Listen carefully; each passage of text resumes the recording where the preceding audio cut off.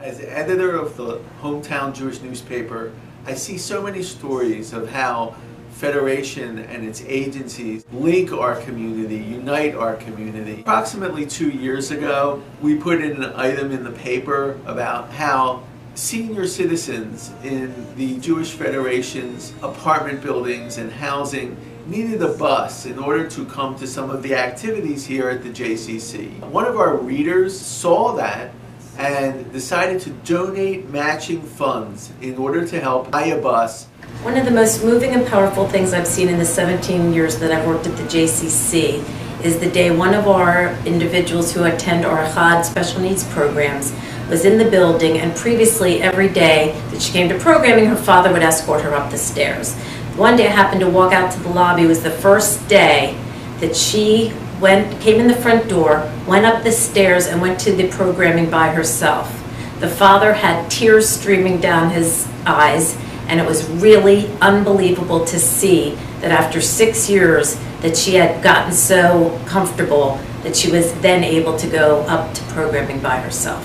Might sound like a small accomplishment to us, but certainly a very large accomplishment for her and her entire family. In my role, I've been lucky enough to meet so many Holocaust survivors in the community who have proven to be such an amazing inspiration to me as I see them share their memories and their stories with students so that they can help the students understand the consequences of hatred and how it's possible to rebuild your life after horrible things can happen to you.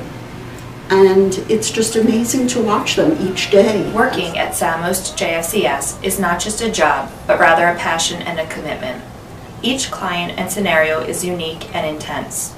For some senior services clients, we are the only visit of the week, the only check-in call to ensure that the medical appointment went okay, or that they received their Meals on Wheels. For others, we are the only listening ear or the only person whom they feel they can confide in due to their caregiving or illness stressors. For some, we are literally the only one they have. Advocating, supporting, and networking these vulnerable clients of our community requires a dedication and means doing one mitzvah after another. Almost every day I have the opportunity to see, hear, and experience something magical that Federation has done for this community. Whether it's sending a book to the over 700 children that receive PJ Library on a monthly basis and hearing a parent or a grandparent say it's been a wonderful story and that they read together every night. Every day is filled with little moments like this that make me know that our community is so special and what we do here every day makes a difference in so many people's lives. At a parents' night out event, the Franklin Institute came and we had stargazing. But the beginning of the program was doing Havdalah. We did it outside in the courtyard, outside the social hall, and we did a real Havdalah service. There were probably a third of the kids there weren't even Jewish, and everybody was arm in arm, and everybody it was a beautiful sky, and we had the candle lit, and it was just a really great feeling to hear everybody joining in song, because even if they didn't know the Hebrew words, they would hum along, and everybody was swaying back and forth. And it was just a warm feeling that everybody was in the spirit. Even if they didn't understand the significance of Havdalah, the kids were just in the spirit, arm in arm, and we were just one big cohesive family. Through the work of Super Sunday and the dollars raised and distributed through the Federation, I have the privilege of representing the Jewish community out in the wider community and sharing with everyone all the wonderful work all of you are doing throughout the year.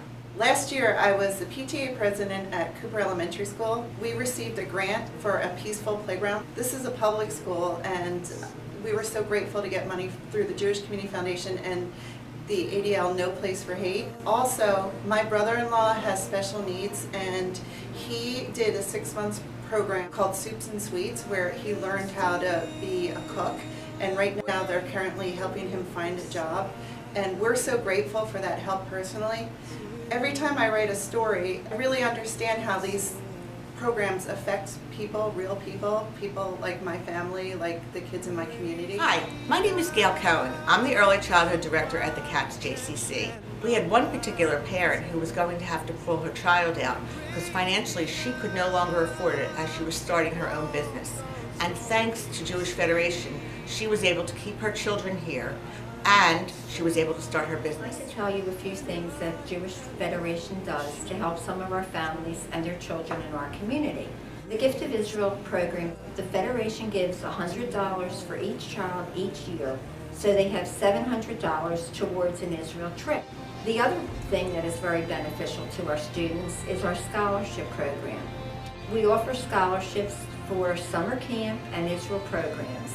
Most of these scholarships are based on need, and these children would not be able to have this experience if it were not for the annual campaign and Jewish Federation. I see clients every day who have an impact on me personally, but I wanted to tell a story about one client. He told us that he was living in his van. He had been evicted from a rented room that he was living in, and he had no family to turn to and nowhere to go. We were able to get him into another rented room. We were able to help him with this security deposit. He mentioned that he had cancer, so we actually have funding for some cancer patients, and we were able to pay out of that money. So he got into a rented room, but he was still struggling because it didn't leave a lot of money left over for groceries or for anything else. So we suggested that he apply for Federation housing, which he did do. And throughout that time, he came into our offices for counseling and for food. He especially loves the meals prepared by the local synagogues.